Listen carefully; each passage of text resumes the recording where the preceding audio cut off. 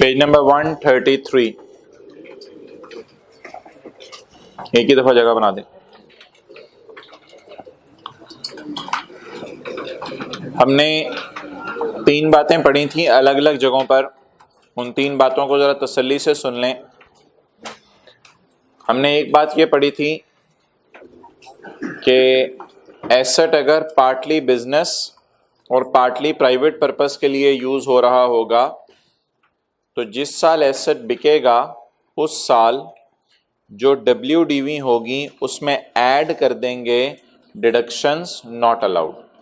ये रूल हर एसेट के लिए था, किसी एसेट के लिए खास नहीं था। ये बात आप पेज 132 पर देख सकते हैं। ये रूल हर एसेट के लिए था, किसी एसेट के लिए खास नहीं था। ओके, पॉइंट 9 देख लिया ना आपने, 9 के ऊपर 3 और 6 भी दिए हुए हैं। अगली बात हमने पढ़ी थी पेज 132 पे पॉइंट 13 में। उसमें हमने ये पढ़ा था कि अगर एक गाड़ी 25 लाख से ऊपर की खरीदी जाए तो पहले दिन से ही 25 लाख पे डिप्रिशिएट करेंगे। और दूसरी बात ये सीखी थी कि अगर एक गाड़ी 25 लाख से महंगी खरीदी जाए, जब बेचेंगे तो बेचने के साल WDV को नहीं छेड़ेंगे, बेचने के साल कंसिडरेशन को छेड़ेंगे और कंसिडरेशन को छेड़ के कर देंगे A into B over C, consideration less WDV, सिर्फ कंसिडरेशन को छेड़ेंगे। और अगली और आखिरी बात हमने ये पढ़ी थी कि जिस वक्त आप एक बिल्डिंग बेचें और बिल्डिंग की सेल प्राइस कॉस्ट से बढ़ जाए तो ऐसी सूरत में फॉर्मूला तो लिखेंगे कंसिडरेशन माइनस WDV, लेकिन WDV के फॉर्मूले को एक्सटेंड कर देंगे, एक्सटेंड करके कॉस्ट माइनस अकामुलेटेड डेप्रिसिएशन, लेकिन जो कॉस्ट होगी उसको काट के क्या लिख देंगे, कंसिडरेशन रिसीव्ड। बोल रहे हैं अगर आए हुए हैं तो ओके। आखिरी बात आज हम पढ़ने लगे हैं पॉइंट 14 में। ये बात, ये चौथी एक्सेप्शन है, ये बात किसी एसेट के लिए खास नहीं है। जैसे 25 लाख वाली बात गाड़ी के लिए खास थी, कंसिडरेशन कॉस्ट से बढ़ जाए बिल्डिंग के लिए खास थी। पॉइंट 14 किसी एसेट के लिए खास नहीं है, बल्कि हर एसेट के ऊपर अप्लाई होगी जो भी एक्सपोर्ट होगा। जब एसेट एक्सपोर्ट होगा तो पॉइंट 14 लगेगा। ओके, पॉइंट 14 के आगे लिखें रेफर एग्जाम्पल नंबर,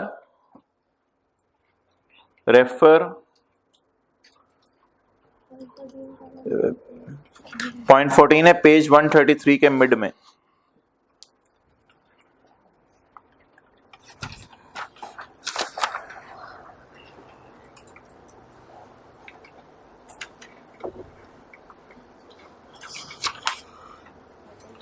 हाँ, लिखें रेफर क्वेश्चन नंबर 17 पेज 138 निकालें जी। Question number 17 page 138।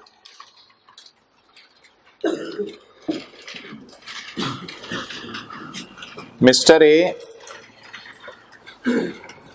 Exported a computer, mister A ने कंप्यूटर एक्सपोर्ट कर दिया which was previously used as fixed asset in his business, जो पास में इसके बिजनेस में फिक्स्ड एसेट के तौर पे यूज हो रहा था, to Bangladesh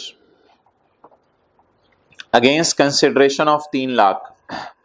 the cost was 2 lakh and it's WDV at the time of disposal was 20,000। Date of purchase वगैरह देकर उसने WDVs हमें खुद कैलकुलेट करने को कहा या WDV ही दे दी, WDV ही दे दी। ओके, साल बताएं कौन सा है, नहीं दिया हुआ। ओके, क्या हम लिखेंगे, टैक्स वालों के मुताबिक गेन या लॉस, ये लिख के फॉर्मूला कंसिडरेशन लेस टैक्स वालों की WDV। जी, टैक्स वालों की WDV कब लेंगे, हमारे साल के आखिरी दिन की या पिछले साल के आखिरी दिन, पिछले साल के आखिरी दिन की। जी, कंसिडरेशन बताएं क्या है, 3 लाख। और WDV बताएं। WDV डायरेक्ट गिवन है कितनी? 20,000। सोल्यूशन मत देखा करें। ओके, अगर ये एसेट एक्सपोर्ट ना होता और लोकल सेल होती तो ये इसका सोल्यूशन है, सिंपल, ये इसका सोल्यूशन है। बट जब एसेट एक्सपोर्ट होता है तो गवर्नमेंट ये कहती है कि एक्सपोर्ट वाले एसेट में एज्यूम कर लो ये कितने का बिका है, जितनी उसकी कॉस्ट थी। अजीब सी assumption।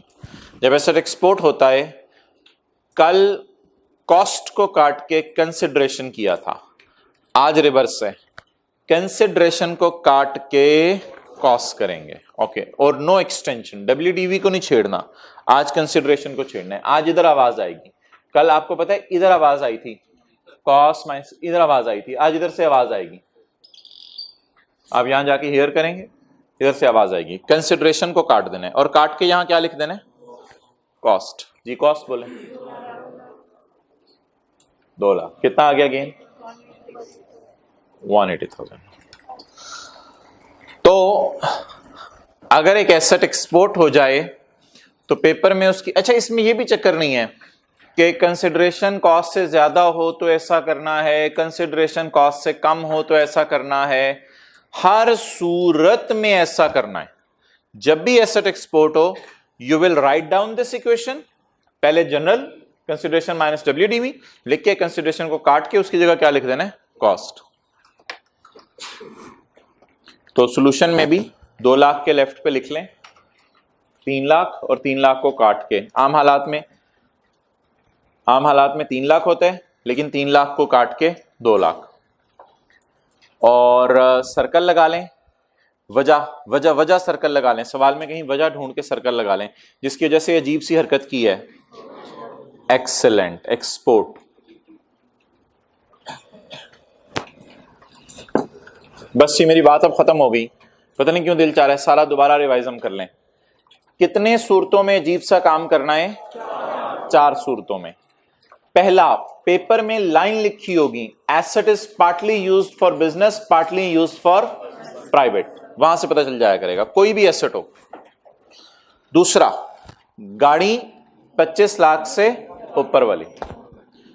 तीसरी बात, बिल्डिंग बेची और कंसिडरेशन कॉस्ट से बढ़ गई। और चौथी और आखिरी बात, एक्सपोर्ट किया एसेट, किसको काट देंगे? उसकी जगह क्या लिख देंगे? कॉस्ट लिख देंगे। मंडे को जो टेस्ट हुआ था वो कल क्लास में कराया जाएगा, पिछले मंडे को जो हुआ था। तो अब हमारे जो 3 न्यूमेरिकल होंगे, एक कल होगा न्यूमेरिकल सॉल्व टेस्ट वाला, एक मंडे को न्यूमेरिकल हम सॉल्व करेंगे, और एक जो है वो ट्यूसडे को न्यूमेरिकल सॉल्व करेंगे। तो ये 3 न्यूमेरिकल्स होंगे जिसमें सैलरी होगा, कैपिटल गेन होगा, अदर सोर्स होगा, प्रॉपर्टी होगा और टैक्स क्रेडिट्स होगा। तो आई होप कि आप इस सैटरडे संडे को रिवाइज करके आएंगे। सिलेबस लिख लें मंडे के टेस्ट का। Salary, capital gain, other source, property. Salary, capital gain, other source, property में से न्यूमेरिकल आएगा, और सेक्शन 21 में से थ्योरी का सवाल आएगा। सेक्शन 21 कौन सा है? बिजनेस के चैप्टर का, इसमें से थ्योरी का सवाल आएगा। जी भाई 2 हजरात आगे आए, 3 हजरात आगे आए फर्स्ट रो में।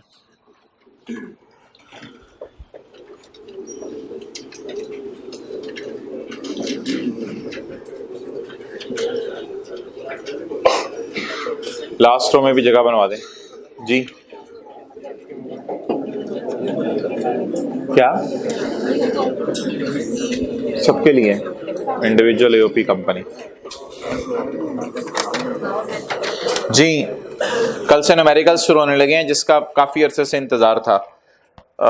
आ जाए अब आप किताब में वापस, पेज 133 पे थे हम, पॉइंट 14।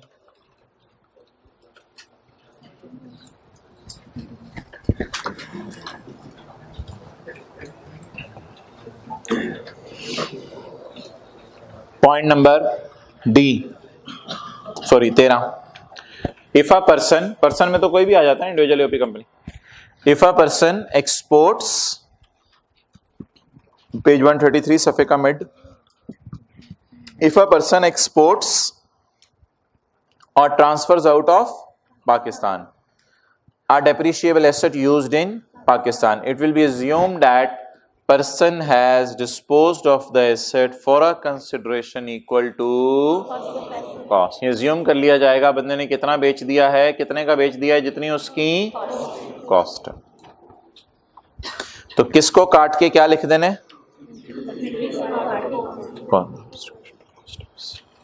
ओके चलें जी. Section 23 initial allowance.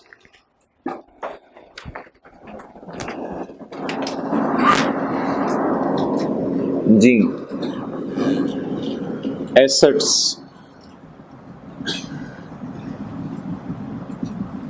Not eligible और eligible. Eligible for what? First year, second, third and fourth year. First year initial allowance और डेप्रिसिएशन. ये सिर्फ डेप्रिसिएशन. अच्छा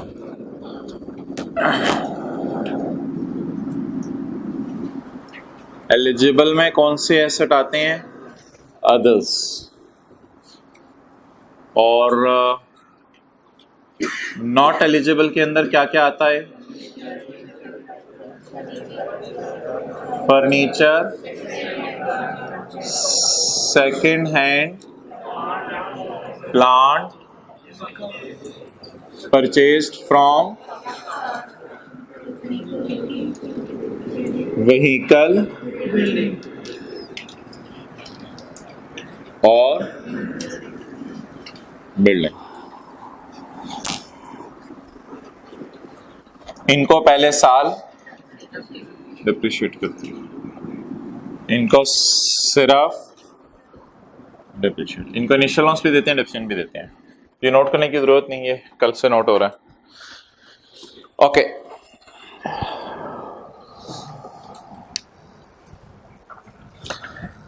इन दिस सेक्शन, इस सेक्शन में eligible depreciable asset, eligible in this section eligible depreciable asset means a depreciable asset other than, इनके अलावा वाले eligible होंगे. इनके अलावा वाले एलिजिबल होंगे.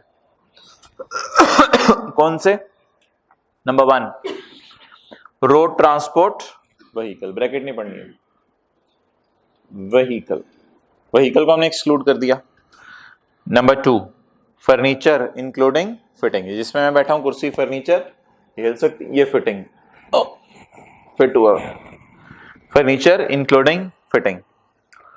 प्लांट और machinery that has been used previously in, ऐसा प्लांट जो पास में कहां इस्तेमाल हुआ है?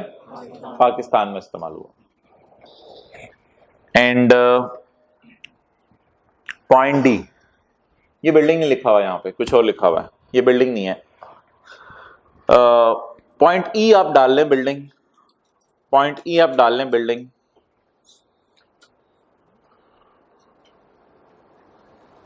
अच्छा पॉइंट डी, किस एसेट पर इनिशियल अलाउंस नहीं देना? It is very simple to understand.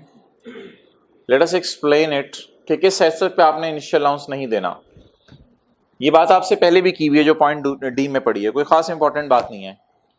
आपने कोई एसेट खरीदा, गवर्नमेंट ने खुश होकर कहा पहले साल ही पूरा 100% एक्सपेंस में डाल दो. अब गवर्नमेंट आपसे इतनी खुश हुई कि आपने एटम बम बनाने वाला प्लांट खरीद लिया, तो गवर्नमेंट ने कहा किसी भी वक्त मुकाबला लग सकता है, तो ऐसा करो ये प्लांट आपने खरीदा, बहुत अच्छा डिसीजन लिया, पूरे प्लांट को एक्सपेंस में डाल दो. तो फिर ऐसी सूरत के अंदर हम इसको एसेट बनाकर ना इस पे इनिशियल अलाउंस का रेट लगाएंगे ना इस पे डेप्रिसिएशन, क्योंकि पहले साल ही 100% कॉस्ट कहां चली गई? एक्सपेंसेस में. ये बात आपसे दूसरी दफा हो रही है. पॉइंट डी, प्लांट और machinery for which full cost is, full का मतलब 100% कॉस्ट, यानी इसको सारा ही डेप्रिसिएट कर दिया. इसकी मिसाल हमारे सिलेबस में कोई नहीं है, लॉ में भी कोई नहीं है. प्लांट और machinery for which full cost of asset is allowed is expense in the year of purchase. अच्छा, बिल्डिंग में थोड़ी सी ना एक मसला हुआ है इस दफा, बिल्डिंग इस लिस्ट में नहीं आ रहा, लेकिन असूली तौर पे इस लिस्ट में आ जाना चाहिए। बिल्डिंग के ऊपर इनिशियल अलाउंस कैलकुलेट होता था पिछले साल तक, लेकिन उसने किया ये है कि लॉ में जाके उसने बिल्डिंग का इनिशियल अलाउंस का रेट उड़ा दिया है।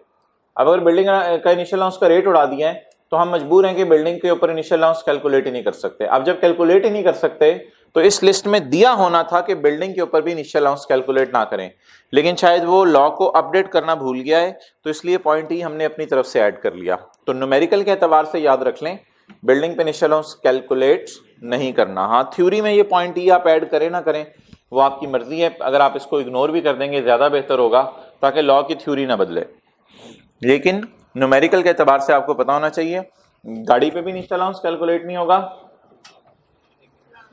फर्नीचर पे भी नहीं होगा, बिल्डिंग पे भी नहीं होगा, और जो सेकंड हैंड प्लांट पाकिस्तान से खरीदा है उस पे भी नहीं होगा। ओके, अगले सफे पे आ जाएं।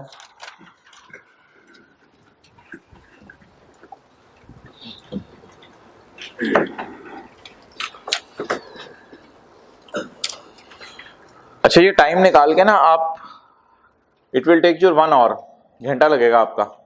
टाइम निकाल के आप क्वेश्चन 1 से लेके क्वेश्चन 17 तक कर लीजिएगा, आज कर लें तो बहुत ही बेहतर है। ये पेज 134 पे ही है ना, आप, मैं 134 पे ही हूँ, इधर उधर तो नहीं गया। क्वेश्चन 1 से लेके 17 तक अगर आप कर लें सवाल सारे डेप्रिसिएशन के तो ये बहुत अच्छा हो जाएगा। जी भाई, थर्ड रो में आए। चलें जी, page 134.1। If a person places an page 134.1, if a person places an eligible depreciable asset into service in Pakistan for the first time in a year, a deduction will be allowed, hereinafter referred to as initial allowance, at 25% for plant and machinery। यहां पहले building का rate भी दिया होता था, अब नहीं दिया हुआ। At 25% of plant and machinery on the cost of asset. The asset should be used for the purpose of business. अच्छा, यहाँ पे ना आप कंप्यूटर पे लिख सकते हैं, प्लांट एंड मशीनरी के साथ कंप्यूटर पे भी कुछ लोगों की राय है इनिशियल अलाउंस निकल सकता है, क्योंकि वो भी प्लांट की तरह ही बिहेव करता है। द इनिशियल अलाउंस, हाँ ठीक है, plant and equipment, machinery equipment के अलग रेट तो कोई नहीं है। The initial allowance will be allowed with in the later of, initial allowance later of allow होगा जी। आपने मार्च 2015 में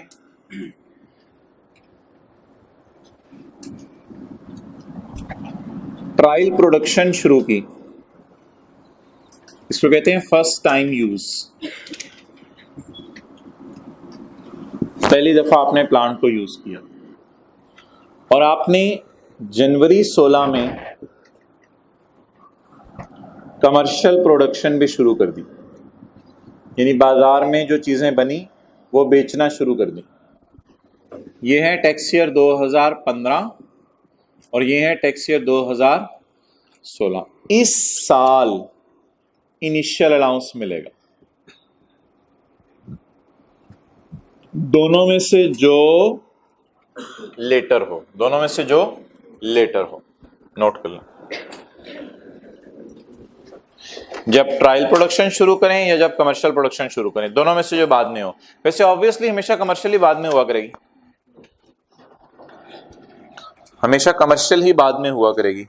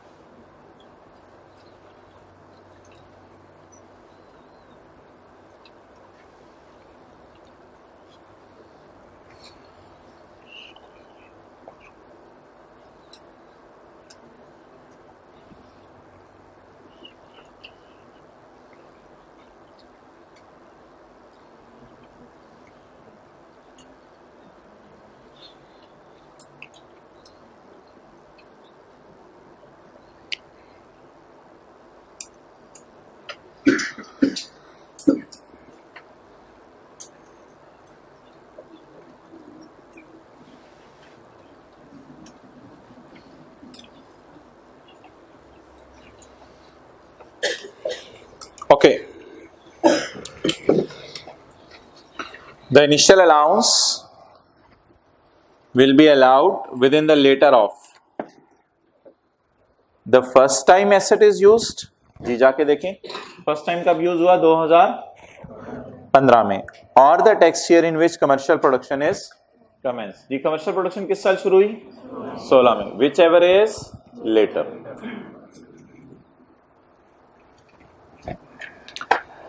section 76 shall determine the cost, वो सेक्शन हम पढ़ेंगे। सेक्शन 76 बताएगा एसेट की कॉस्ट कैसे निकलती है। पॉइंट नंबर 4, आई होप कि जब हम 3 न्यूमेरिकल्स कर लेंगे सैटरडे, मंडे और ट्यूसडे को, तो वेडनेसडे, थर्सडे को बिजनेस का चैप्टर पढ़ के उम्मीद है बिजनेस के न्यूमेरिकल्स भी हम शुरू कर सकेंगे। तो अगला एक वीक पूरा section 76 shall determine the cost। Point 4, the deduction allowed, ये पढ़ लिया हुआ है। ओके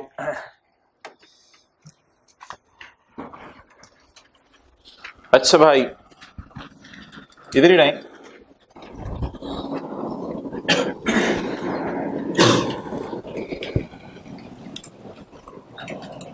व्हीकल में be plying for hire, vehicle may be not plying for hire।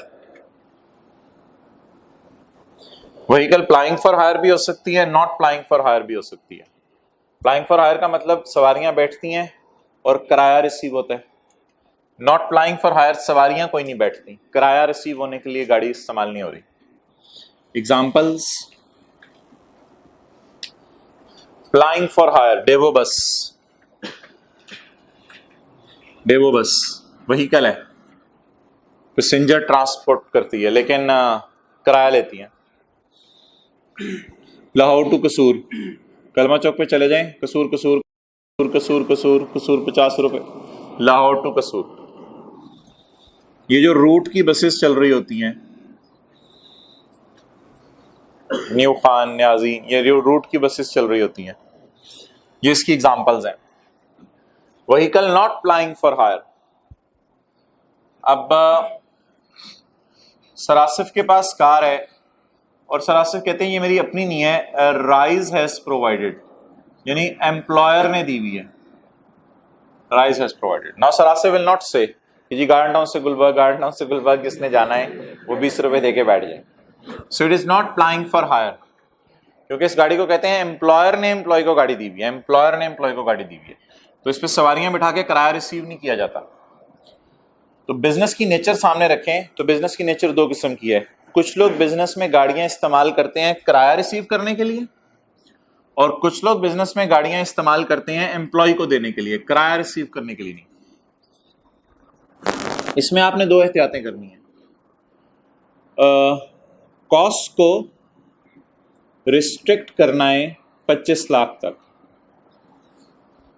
अगर आइस वालों ने सरासिफ को 32 लाख वाली गाड़ी लेके दे दी तो डिप्रिशिएट होगा 25 लाख। एक एहतियात ये करनी है। दूसरी एहतियात इसमें आपने ये करनी है, no initial allowance, no initial allowance, गाड़ी पे इनिशियल अलाउंस नहीं देना। लेकिन जो डेवो बस है वो तो आती ही 25 लाख से महंगी है। ये नहीं कि हम डेवो वालों को कहें यार 25 लाख इतनी महंगी खरीदी, कोई 22-23 वाली डेवो खरीद लेनी थी, वो हंसेंगे। तो इसलिए no restriction, no restriction of 25 lakh. 25 lakh की रिस्ट्रिक्शन नहीं है। आप 2 करोड़ की व्हीकल खरीदे, 2 करोड़ को डेप्रिशिएट कर ले, कोई मसला नहीं, खैर है। और इनिशियल अलाउंस भी कैलकुलेट करेंगे। अब आप कहेंगे कौन से रेट वाला, तो भाई प्लांट के रेट वाला ही कर दीजिएगा, और कोई रेट अब हमारे पास अवेलेबल नहीं है। अब आप कहेंगे व्हीकल कैसे, प्लांट एंड मशीनरी है, तो मेरे भाई व्हीकल तो प्लांट एंड मशीनरी नहीं है, लेकिन अगर आप इस तरह सोचें कि उनके पास तो है ही ये जिससे उन्होंने रेवेन्यू जनरेट करना है, तो इसलिए जबरदस्ती खींचतान के रेट प्लांट एंड मशीनरी वाले लगाएंगे, और कौन सा रेट लगा सकते हैं, अवेलेबल ही एक है, तो इसमें इनिशियल अलाउंस भी मिलेगा। ओके, देख लें किताब में बना पेज 134 के मिड में, पेज 134 का मिड, मुझे अप्लाइंग फॉर हायर की ट्रीटमेंट बताएं। Initial allowance will be and cost will not be restricted to 2.5 million. और नॉट अप्लाइंग फॉर हायर की इंग्लिश बताएं। इनिशियल अलाउंस विल और cost will be restricted to 2.5 million. अच्छा, numerically आपके syllabus में ये है, न्यूमेरिकली आपके सिलेबस में ये है। थ्योरी की हद तक आपको दोनों बातें पता होनी चाहिए, क्योंकि मेरे ख्याल से कंपनीज की टैक्सेशन आपके सिलेबस में नहीं है। जो कंपनीज बसेस खरीदती हैं और आगे चलाती हैं, तो न्यूमेरिकल में अगर व्हीकल की नेचर ना बताई हो तो मेरे ख्याल से फिर ये अज्यूम कीजिएगा। तो न्यूमेरिकल आप इस पैटर्न पे सॉल्व करने हैं, न्यूमेरिकल इस पैटर्न पे सॉल्व नहीं करने, क्योंकि हो सकता है ना पेपर में व्हीकल की नेचर ना बताई हो तो अब आप अजम्पशंस लेने लग जाए। कोई अजम्पशन ना लीजिएगा, व्हीकल की नेचर नहीं बताई हुई इधर डाल दीजिएगा न्यूमेरिकल्स में। ये भी लिख सकते हैं ऊपर, इफ क्वेश्चन इज साइलेंट, अगर क्वेश्चन खामोश है तो आपने ये वाली अज्यूम करनी है।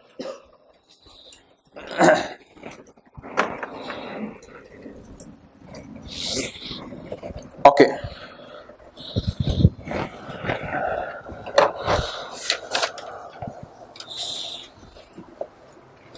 ये बात वैसे लॉ में भी लिखी हुई थी, साथ साथ मैंने पढ़ी नहीं थी। पेज 133, ये तो डब्बे में मैंने डाल दिया ना, लॉ में भी ये बात लिखी हुई थी। पेज 133 सेक्शन 23 का 5, 23 के 5 का A, road transport vehicle, however vehicle plying for hire, देखें देखें देखें देखें देखें, हाउएवर व्हीकल इज एन, इसका मतलब है इस पे इनिशियल अलाउंस मिलेगा। और ये बात 25 लाख वाले में भी लिखी हुई थी, ये बात 25 लाख वाले में भी लिखी हुई थी, जाके ढूंढे पेज 132। ये 25 लाख वाली बात किसके लिए है? नॉट, जाएं जाएं जाएं ढूंढे page 132.13, passenger transport vehicle bracket में कुछ लिखा हुआ है, not plying for hire. Plying for hire मतलब सवारियों से किराया लेना, नॉट प्लाइंग फॉर हायर सवारियों से किराया नहीं ले रहे। तो ये व्हीकल के बारे में थोड़ी सी वजाहत थी।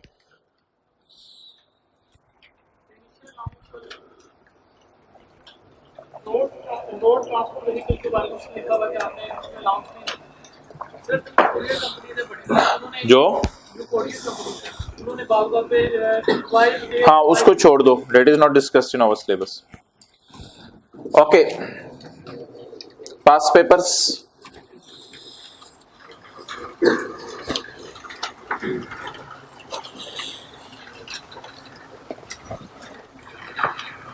क्वेश्चन नंबर 29 का 3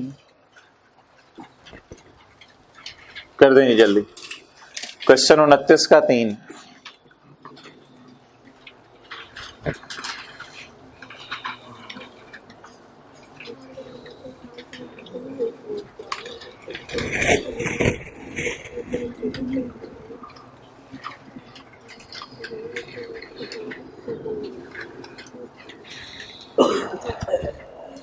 जी भाई, initial depreciation on a 3-year-old plant which has been imported from China. कहते हैं मैंने एक प्लांट चाइना से इंपोर्ट किया है, मैं इस पे इनिशियल डेप्रिसिएशन कैलकुलेट करना चाहता हूं, लेकिन मसला ये है ये प्लांट 3 साल पुराना है। तो मुझे बताओ सेकंड हैंड है, क्या मैं इस पे इनिशियल अलाउंस ले सकता हूं? जी बिल्कुल ले सकते हैं, क्योंकि सेकंड हैंड प्लांट अगर पाकिस्तान से खरीदें तो इनिशियल अलाउंस नहीं मिलेगा, लेकिन अगर सेकंड हैंड प्लांट चाइना से खरीदे, देखें लॉ मेकर की इंटेंशन होती है टैक्स पेयर को इनकरेज करना अच्छे काम के लिए। अगर एक बंदा चाइना से प्लांट मंगवा रहा है तो लॉ मेकर गमगीन नहीं होगा, लॉ मेकर खुश होगा, बड़ी बड़ी हिम्मत की तूने चाइना से प्लांट ही मंगवा लिया, पूरा अब तो चीजें बनाएगा, लोगों को नौकरियां देगा। तो अगर चाइना से आप सेकंड हैंड प्लांट मंगवाएं तो मेरे ख्याल से वो यहां फॉल करेगा।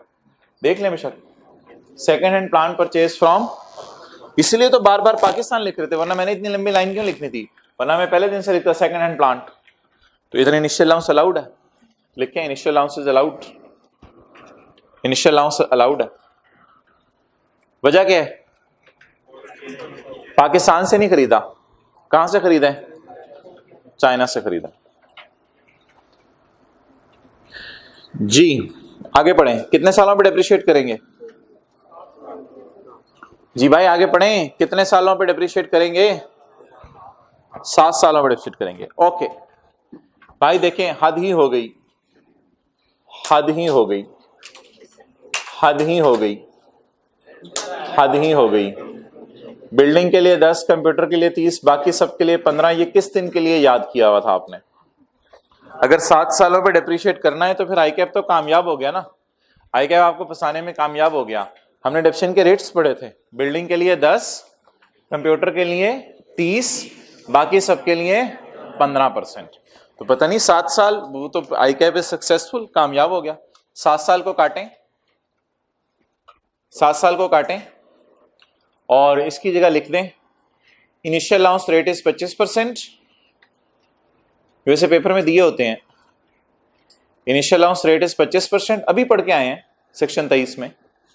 और डिप्शन का रेट इसका प्लांट का क्या है? बिल्डिंग के लिए 10, कंप्यूटर के लिए 30, बाकी सबके लिए 15। तो प्लांट के लिए रेट 15%। 7 साल का कुछ नहीं करना हमने, और 7 साल स्ट्रेट लाइन पे भी डेप्रिशिएट नहीं करना, वो तो WDV मेथड पे करना है। तो कौन से मेथड की इजाजत नहीं है डेप्रिसिएशन में? स्ट्रेट लाइन मेथड की। ओके, क्वेश्चन नंबर 26 का 3।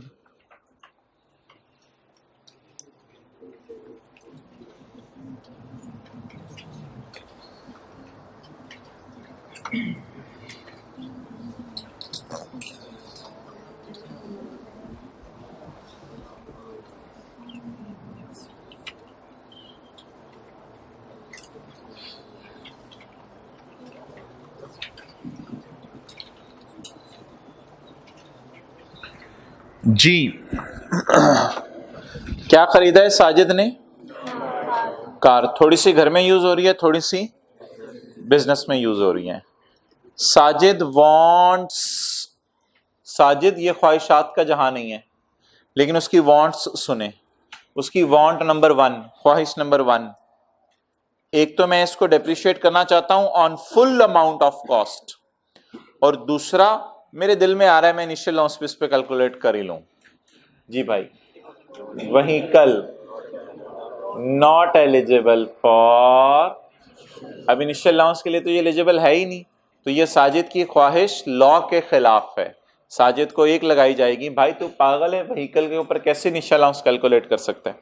अब जवाब इसका लिख के आए पेपर में, जवाब वो हो जो डंके की चोट पे हो। जवाब लिखें,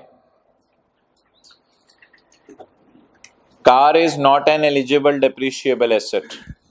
car, vehicle, car is not an eligible depreciable asset.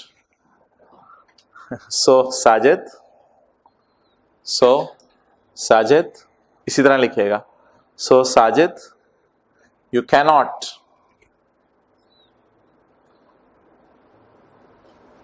उठ, साजिद यू कैनॉट क्लेम, बोले इनिशियल अलाउंस।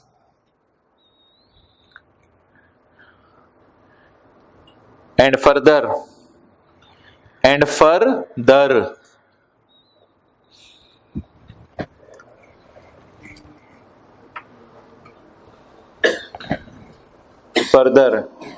डेप्रिसिएशन क्या लिख के आएंगे?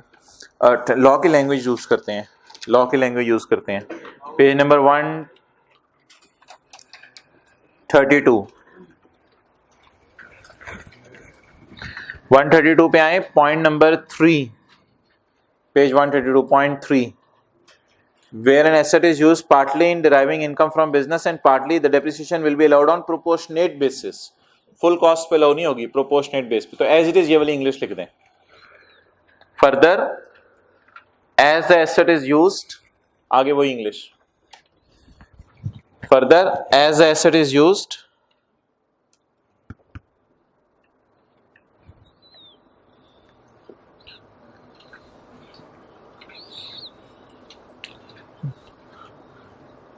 partly for business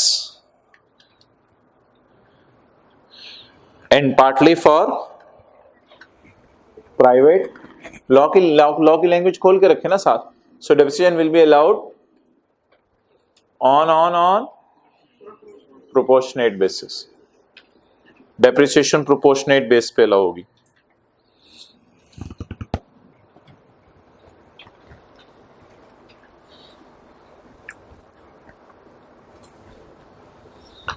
जी इसी सवाल पे रहें, 26 का 1, commission of 20,000 was paid to his employ but no tax was deducted. जी भाई एम्प्लॉय को आपने डेप्रिसिएशन से हट गए, अब हम प्लीज डेप्रिसिएशन से हट गए हैं जी। एम्प्लॉय को आपने पैसे दिए हैं 20,000, उस पर टैक्स नहीं काटा, ये खर्चा अलाउड है नॉट अलाउड है? नॉट अलाउड है, क्योंकि हमने पढ़ा था सैलरी पर, कमीशन पर, हर चीज पर टैक्स काटना जरूरी है, तो ये खर्चा नॉट अलाउड। लेकिन इसका प्रॉपर जवाब कैसे देना है वो जरूर जाके देखिएगा सॉल्यूशन के अंदर। ओके जी,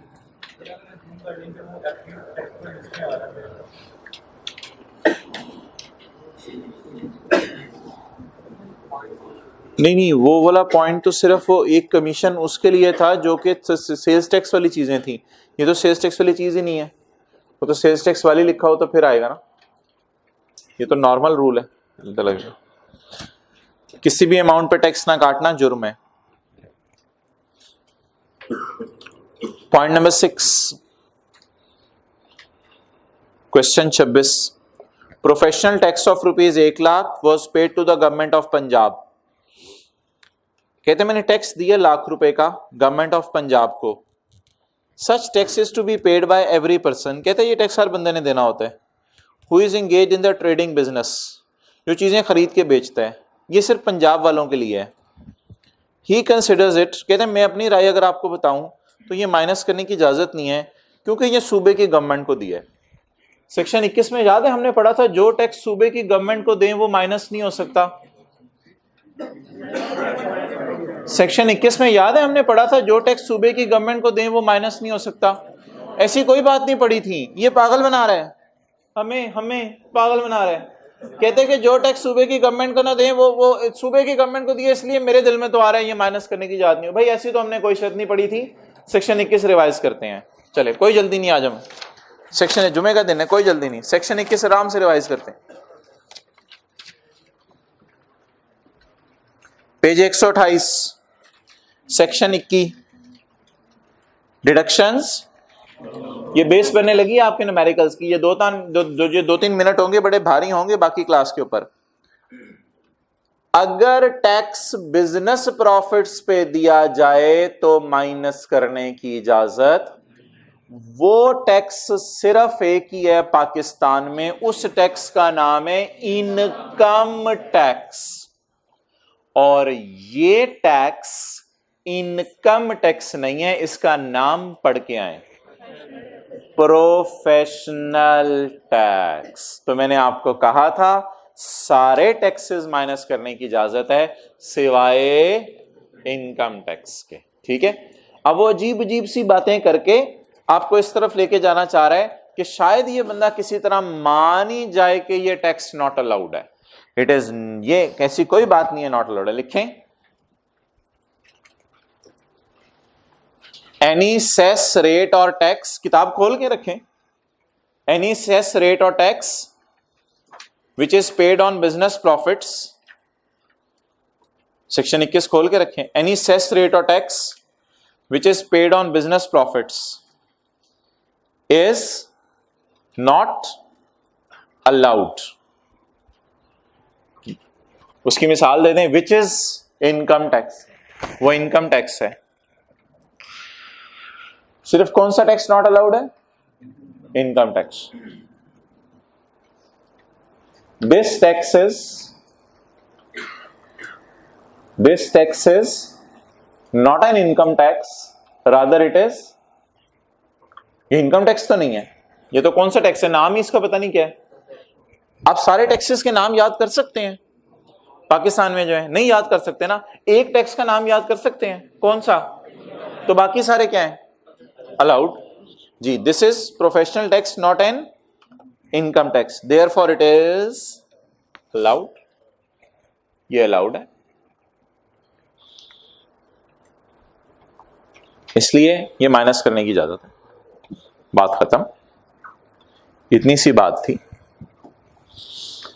ओके, इधर ही रहें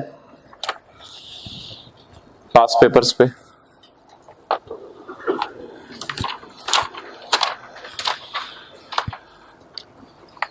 पेज नंबर कौन सा है? 155। अच्छा 154 पे आए। 18 के ए का 1 करा दिया भाई।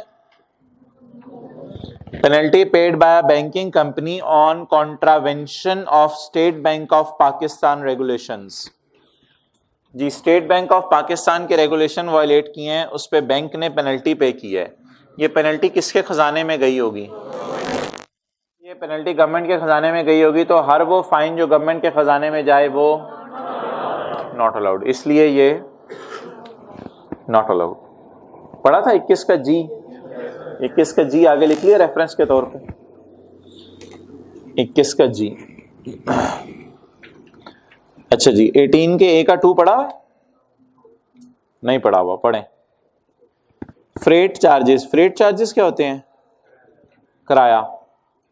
किराया पे किया आपने फॉरवर्डिंग एजेंट को, कितने रुपए किराया पे किया? 60,000। फॉरवर्डिंग एजेंट को किराया पे किया 60,000 आपने कैश में। जी भाई, फ्रेट, ट्रेवल, पोस्टेज, यूटिलिटीज और गवर्नमेंट के टैक्सेस, ये अगर आप कैश में भी पे कर दें तो अलाउड है। याद है? 21 का एल लिख लें रेफरेंस के तौर पे। 21 का एल।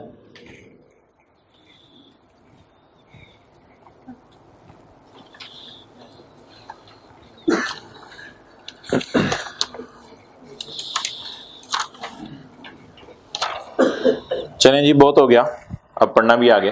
पेज 139 पे आ जाएं। कितने लोग फिक्रमंद हो गए? सेक्शन 21 सही तरह पढ़ना पड़ेगा, डेप्रिसिएशन वाला भी सही तरह पढ़ना पड़ेगा, ये डेप्रिसिएशन वाली बातें सही तरह याद करनी पड़ेगी। सेक्शन 23 से 23B ये पेपर में कभी टेस्ट नहीं हुए लेकिन हो सकते हैं। सेक्शन 23 से 23B, गवर्नमेंट अगर आपसे खुश हो तो गवर्नमेंट आपको कहेगी आप प्लांट पर इनिशियल अलाउंस कैलकुलेट ना करो, बल्कि इसकी जगह आप प्लांट पर फर्स्ट ईयर अलाउंस कैलकुलेट कर लो, और फर्स्ट ईयर अलाउंस का रेट है 90%। ये क्या ऐसी हरकत आपने की है जिससे गवर्नमेंट आपसे इतनी ज्यादा खुश हुई है कि पहले साल ही 90% डेप्रिसिएशन की इजाजत दे रही है? पढ़ें section 23A, plant machinery installed by any industrial undertaking. Industrial undertaking की डेफिनेशन हमने पढ़ी थी, उसमें बताएं एम्प्लॉयज कितने होने चाहिए थे? 10 या उससे ज्यादा। 10 या उससे ज्यादा, और अगर बिजली वगैरह इस्तेमाल नहीं कर रहे तो 20 या उससे ज्यादा। प्लांट और machinery installed by any industrial undertaking setup in specified rural and under developed areas. तो पता चल गया हमें मकसद। अगर गांव में आप फैक्ट्री बनाएं और गांव के देहात के लोगों को नौकरी दें तो गवर्नमेंट आपसे खुश होती है। लाहौर में तो सबने फैक्ट्रियां लगाई हुई हैं, ये गांव में फैक्ट्री लगाने को इनकरेज किया जा रहा है। Plant and machinery installed by industrial undertaking set up in specified rural and under developed areas और engaged in the manufacturing of cellular mobile phones. या फिर आप मोबाइल बनाएं, ब्रैकेट वाली बात काट दें, and owned by a company. ये बेनिफिट सिर्फ किसको अवेलेबल है? कंपनी को। Shall be allowed a first year allowance at, आगे लिख लें, instead of initial allowance. Initial allowance नहीं मिलेगा फिर। माशाल्लाह। Point 2, section 76 shall apply for determining the cost. ये तजस्सुस बढ़ता जा रहा है, पता नहीं क्या सेक्शन है और इसमें क्या होना है। Section 76 shall apply for determining cost. अच्छा, पेपर में इसको कैसे लिख के आएंगे? पेपर में इसको ऐसे लिख के आएंगे, the cost will be determined as per section in law. बस इस तरह कुछ लिखेंगे, नंबर याद करने की जरूरत नहीं है। पायजन उठाओ, हेड्स डाउन नहीं ना, बाजू से टेक भी नहीं। Okay, point number 3, the federal government may notify specified areas ऐसा ना हो आप किसी शहर के अंदर सड़क खराब हो, वहां बाहर गांव लिख के वहीं फैक्ट्री लगा दें। फेडरल गवर्नमेंट बताएगी कि स्पेसिफाइड एरियाज कौन से हैं। ये आप बेनिफिट लेने के लिए 2 नंबरी नहीं करनी, सड़क तोड़ के अब जी इधर किसने आना है हमारा। सेक्शन 23B, सेक्शन 23B में इस 90% का अच्छा नाम है एक्सेलरेटेड डेप्रिसिएशन। डेप्रिसिएशन को स्पीड लगा दो, आप पीछे पीछे डेप्रिसिएशन आगे आगे, एक्सेलरेटेड डेप्रिसिएशन। ये भी 90% डेप्रिसिएशन है, लेकिन इसमें देहात की शर्त नहीं है। इसमें शर्त यह है कि आप प्लांट लगाएं पाकिस्तान में कहीं भी, चाहे शहर में चाहे देहात में, लेकिन बना रहे हो बिजली। तो बिजली बनाने पे गवर्नमेंट खुश होगी, गवर्नमेंट कहेगी आपने बिजली का काम किया है, आप बहुत बिजली हो, हम आपसे खुश हैं, आपको 90% एसेट डेप्रिशिएट करने की इजाजत देते हैं। Any plant machinery installed for generation of alternate energy, बिजली बना लें, कोई भी एनर्जी बना लें, ऑल्टरनेट एनर्जी बनाने वाला कौन हो, by an industrial undertaking. Setup कहां हो, एनीवेयर इन पाकिस्तान। किसने ओन की हो, shall be allowed a first year allowance at the rate of 90% of cost. The provision of section 23 except subsection 1 and 2 shall mutatis mutandis apply. इस line को छोड़ें, डब्बे वाली लाइन पढ़ लें, इस लाइन को छोड़ दें। It means section 76 shall apply for determining the cost. इसकी इंटरप्रिटेशन पढ़ लें, लाइन काट दें ऊपर से। तो सेक्शन 76 बताएगा कि एसेट की कॉस्ट कैसे निकलनी है। इंटेंजिबल्स हम कब पढ़ेंगे, इंटेंजिबल्स हम न्यूमेरिकल्स के बाद पढ़ेंगे, क्योंकि अभी शुरू होंगे तो 15-20 मिनट में खत्म नहीं होंगे। आ जाएं पेज 141, सेक्शन 25, 26, 27 आज हम पढ़ते हैं, फिर छुट्टी करते हैं। ओके, इधर देखें,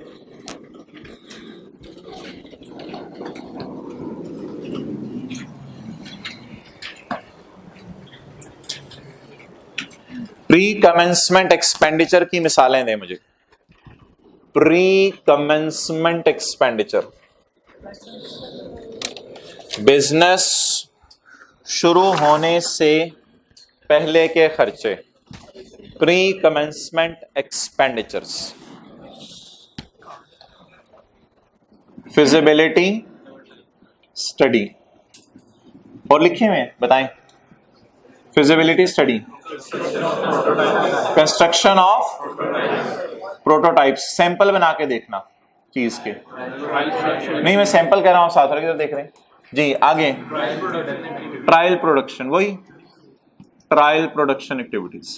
ये सारी किसकी मिसालें हैं, बिजनेस स्टार्ट होने से पहले आप उसकी फिजिबिलिटी स्टडी करते हैं, प्रोटोटाइप्स, ट्रायल प्रोडक्शन। लेकिन मेरे भाई बिजनेस स्टार्ट होने से पहले आप लैंड भी तो खरीदते हैं, बिजनेस स्टार्ट होने से पहले आप बिल्डिंग भी तो खरीदते हैं, बिजनेस स्टार्ट होने से पहले आप सॉफ्टवेयर इंटेंजिबल भी तो खरीदते हैं। लेकिन ये सेक्शन कौन सा है, 20, सेक्शन 25 इन पे नहीं लगेगा। क्यों नहीं लगेगा, ये भी आप मुझे वजह बता दें। क्योंकि लैंड तो डेप्रिशिएट नहीं होनी। बिल्डिंग के लिए कौन सा सेक्शन है, अभी पढ़ के आए हैं, सेक्शन 22 डेप्रिसिएशन वाला, और सॉफ्टवेयर के लिए एक सेक्शन छोड़ के आए हैं अभी, सेक्शन 24। तो बता दें, ये तो इनके लिए तो अलग सेक्शंस मौजूद हैं, तो क्या मैं प्री कमेंसमेंट एक्सपेंडिचर में इनको भी डालूं, नहीं।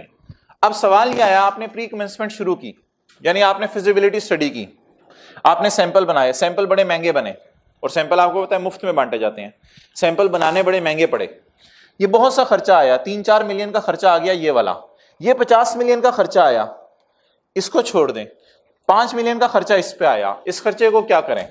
तो लोगों ने कहा जी पहले साल ही खर्चे में डाल दें। उन्होंने कहा बड़ा अजीब हो जाएगा, बिजनेस को लॉस आ जाएगा, तो पहले साल खर्चे में ना डालो, ऐसा करते हैं इसको 5 साल पे स्प्रेड करके स्ट्रेट लाइन बेस के ऊपर जो है अमोर्टाइज कर देते हैं। तो इन खर्चों की ट्रीटमेंट बता दें,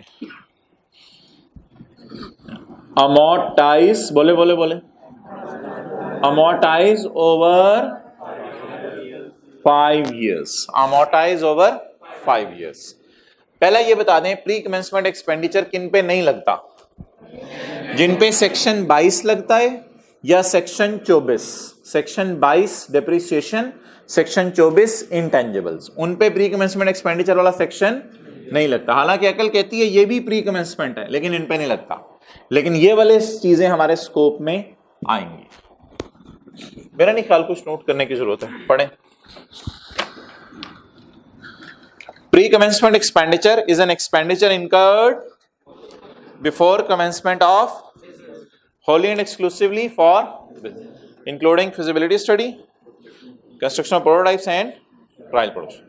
It shall not include any expenditure for or for asset which is depreciated or depreciate के ऊपर सेक्शन 22 और amortize के ऊपर section 24।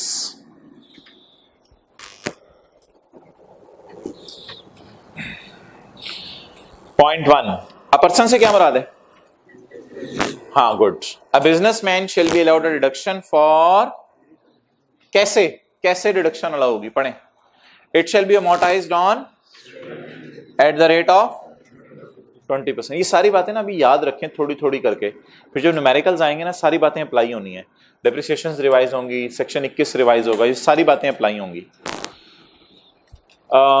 The total deduction allowed in current and all previous years shall not exceed the expense, shall not exceed the pre-commencement expense, लिख लें, shall not exceed the pre-commencement expense।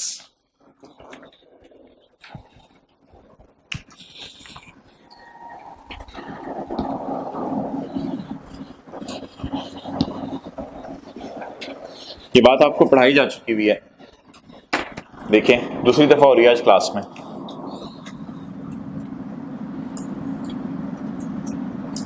Feasibility study आपने की 10 million 2010 में, अब क्या होगा?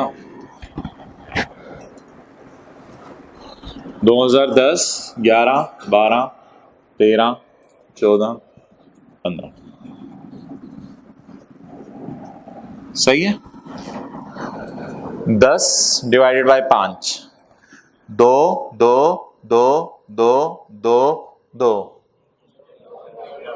क्यों? Fully amortise हो गया है। किस साल? 1 2 3 4 5, किस साल फुल्ली अमोर्टाइज हो गया? 14 में। इस साल अमोर्टाइज करेंगे या जीरो? जीरो। ये बात लॉजिकल है, पता नहीं उसने क्यों की, आपको एहतियातन बता रहा था बात। Point 3, the total deductions, the total deductions 10 हो गई। the total deductions, छठा साल मैंने अपनी तरफ से डाला समझाने के लिए। the total deductions allowed in current and all shall not be greater than pre-commencement expense. What is pre-commencement expense? 10 is pre-commencement expense. Intro की क्लास में ये कॉन्सेप्ट कैसे बताया जाता था? फुल्ली डेप्रिशिएटेड को डेप्रिशिएट नहीं करना। दोबारा पढ़ें। क्या लिखा हुआ है? The total deductions in current and all shall not be greater than pre-commencement, ज्यादा नहीं हो सकती। नोट करें।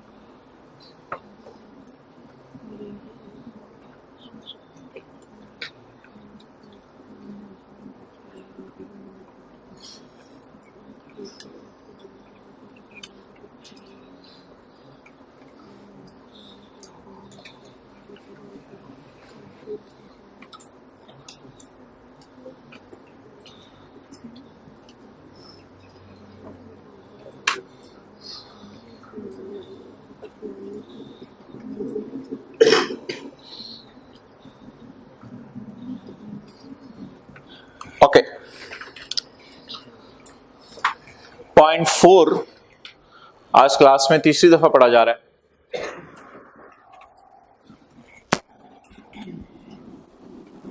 आपने एक प्रोटोटाइप बनाया, सैंपल बनाया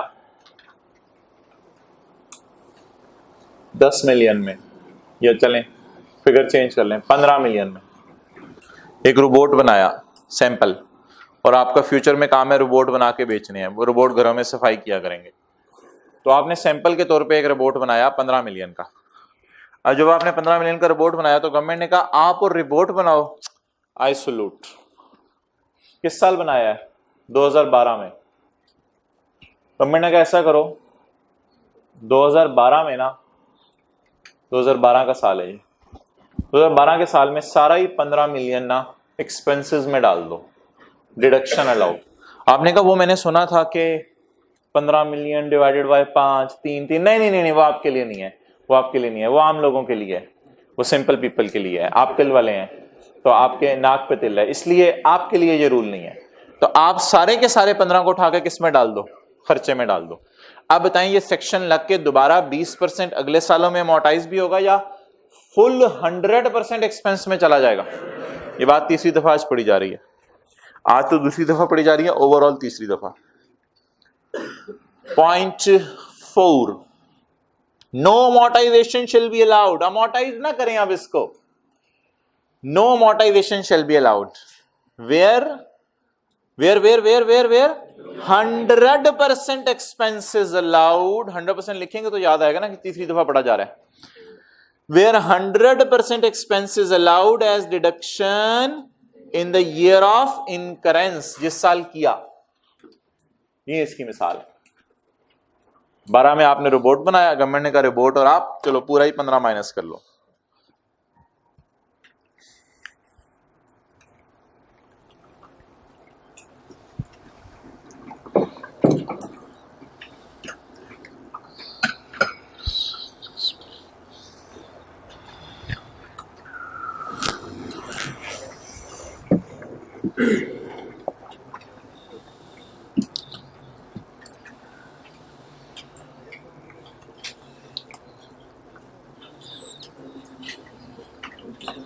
ओके,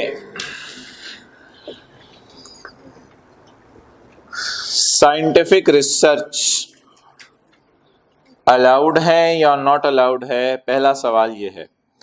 तो दूसरा जवाब ये है भाई कि ये अलाउड है। साइंटिफिक रिसर्च आपको करने की इजाज़त है।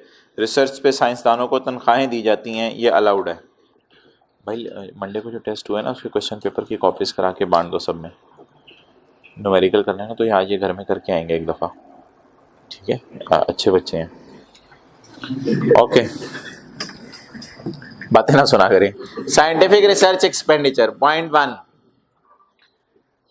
a deduction will be allowed। अलग इन्हें नाराज होते होंगे जब कोई भाई किसी कमरे के अंदर कोई बातें कर रहे हैं, कान लगा के भाई सुन रहे हैं।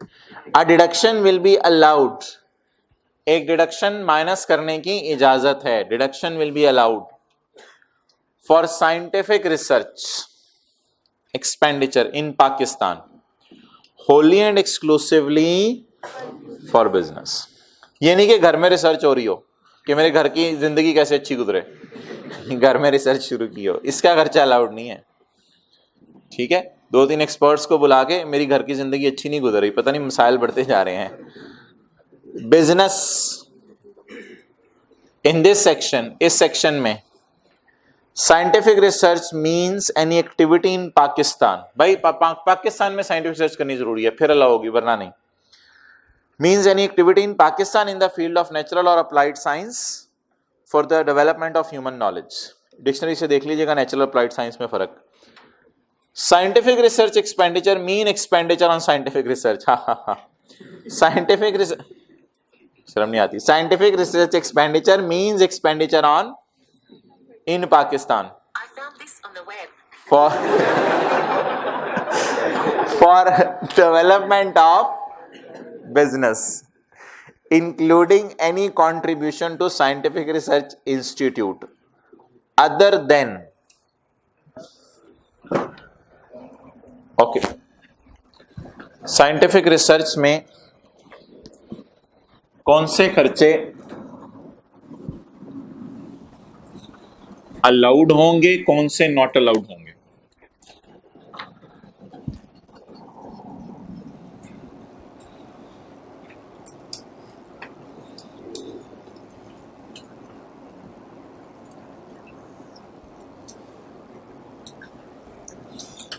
Allowed,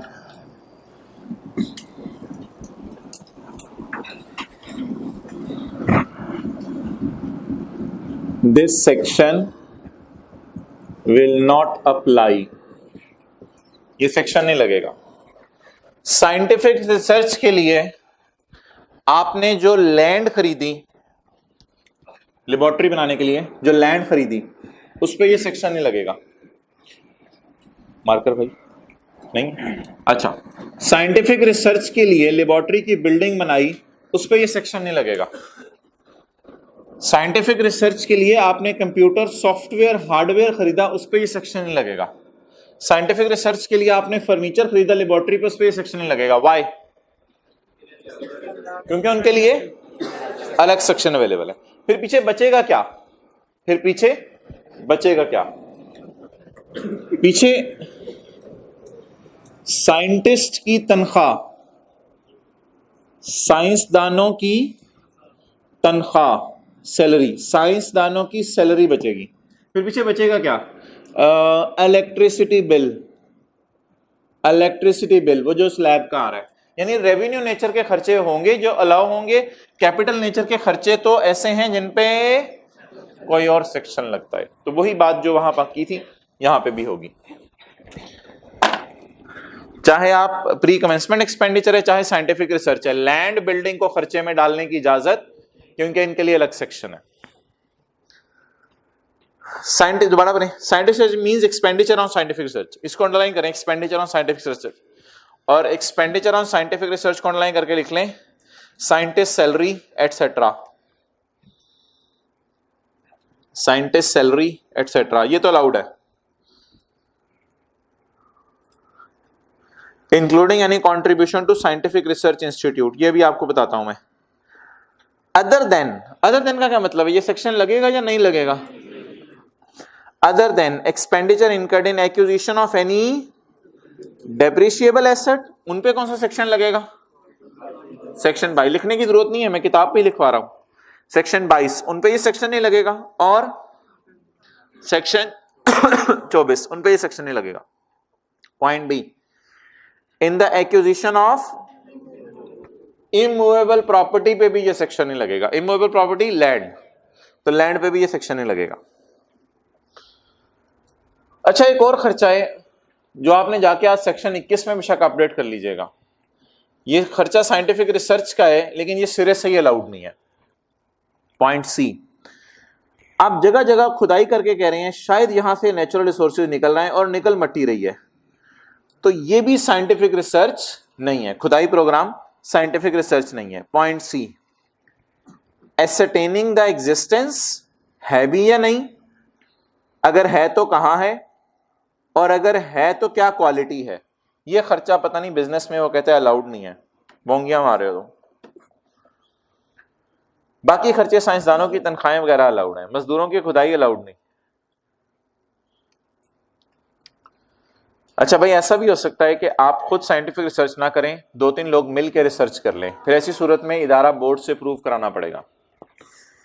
scientific research institute means any institute certified by board for conducting research इन पाकिस्तान। इसकी मिसाल ये हो सकती है कि सारी हेलमेट बनाने वाली कंपनीज ने सोचा कि एसी वाला हेलमेट होना चाहिए, गर्मियां आ रही हैं आगे, तो एसी वाला हेलमेट होना चाहिए। अब इन्होंने कहा जी अकेले अगर इस प्रोजेक्ट को लें तो वो मुश्किल है, 2-3 साइंसदान तो जापान से मंगवाने पड़ेंगे, 1-2 अमेरिका से मंगवाना पड़ेगा, 1-2 चीनी डालेंगे बीच में, शक्कर डालेंगे, फिर कहीं जाके काम चलेगा। तो इन्होंने इदारा बनाया और इदारा बना के फिर बोर्ड से प्रूव कराया। अगर बोर्ड से प्रूव करा लिया तो उस इदारे के जितने खर्चे हैं वो अलाउड है। लेकिन आपको पता है फिर वो हर बिजनेसमैन थोड़ा थोड़ा खर्चा अलाउ कर रहा होगा, क्योंकि अगर ₹1,00,000 बिजली का बिल आया तो 3 लोगों में 33 हज़ार तकसीम होगा। तो फिर इदारे को अगर बोर्ड से अप्रूव करा लें तो भी साइंटिफिक रिसर्च की इजाजत है। तो साइंटिफिक रिसर्च में कितनी ऑप्शंस हैं? 2, या तो खुद रिसर्च कर लें वो भी अलाउड है, या किसी इदारे से अप्रूव करा लें, वो भी अलाउड है। अब हम रिज्यूम करेंगे बिजनेस का चैप्टर तकरीबन 3.5 दिन बाद। 3.5 दिन बाद बिजनेस का चैप्टर रिज्यूम करेंगे। अभी आपने आज जाके कोशिश करना है, जो न्यूमेरिकल अभी आपको बांटा जाएगा आ जाएगा, बैठे रहे इंशाल्लाह आज ही आएगा। इसको घर जाके ट्राई करना है। 3 दिन बड़े इंपॉर्टेंट है, क्लास मिस नहीं करनी।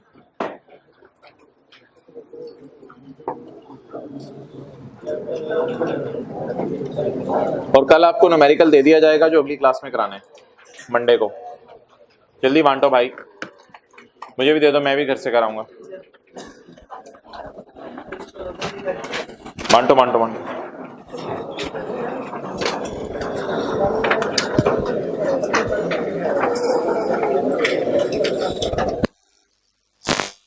ये टेस्ट नंबर 5 है जो आपको बांटा गया है।